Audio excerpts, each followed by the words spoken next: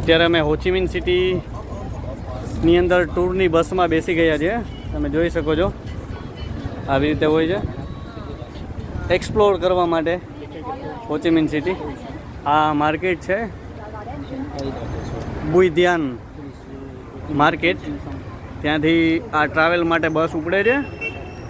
તમે જોઈ શકો છો અને હોચિમિન સિટીને તમે એક્સપ્લોર કરી શકો છો અહીંથી. You can see clearly. જો હા, હોચિમિન સિટી વિયેતનામ.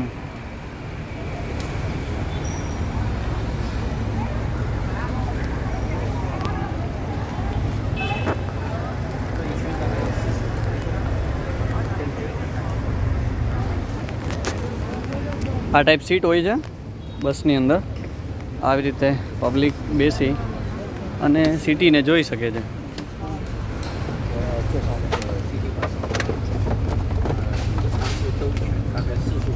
હાઈલેન્ડ કોફી બાર છે. અહીંયાની કોફી, વિયેતનામની કોફી હોચિમિન સિટીમાં બહુ ફેમસ છે. અહીંયા લોકો કોફી પણ પીએ છે હોચિમિન સિટીની અંદર.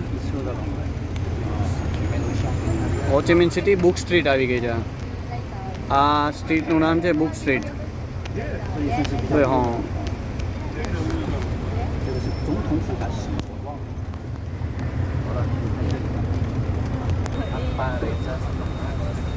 Book street market હોચિમિન city. જોઈ શકો છો તમે અહીંની માર્કેટ, અહીંના બિલ્ડિંગ્સ, અહીંનું કન્સ્ટ્રક્શન.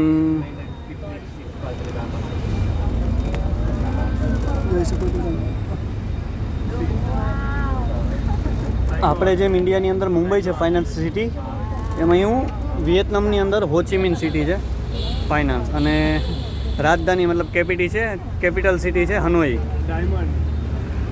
આ બિલ્ડિંગ જોઈ શકો છો તમે, ડાયમંડ પ્લાઝા. આ મેઇન રોડ છે. અત્યારે અમે જઈ રહ્યા છીએ બસની અંદર એક્સપ્લોર કરવા માટે. હોચિમિન સિટી એક્સપ્લોર કરવા માટે જઈ રહ્યા છીએ. એનું સિટીની અંદર આ રોડ છે. આ રીતે બસીસને બધું આવે. ગાર્ડન છે.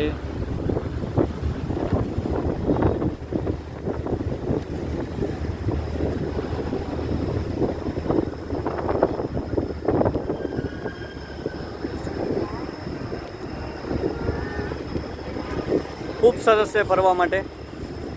અહીંયા ઘણી બધી વસ્તુ છે ફરવા માટે.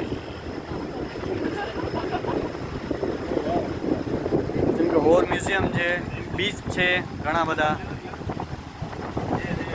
એક બિલ્ડિંગ છે ફરવા માટે, એનું નામ મને યાદ નથી. ડાયમંડ એવું કંઈક નામ છે, ડાયમંડ સિટી એવું કરી.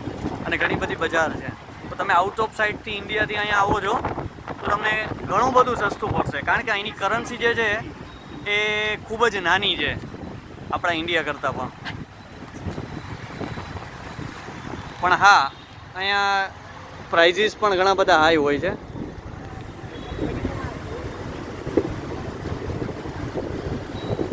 પણ ત્યાંથી ઇન્ડિયામાંથી તમે આવો તો ઘણું બધું સસ્તામાં તમે ફરી શકો છો.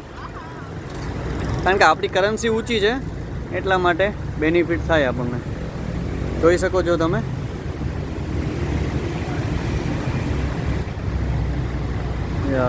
ઓકે.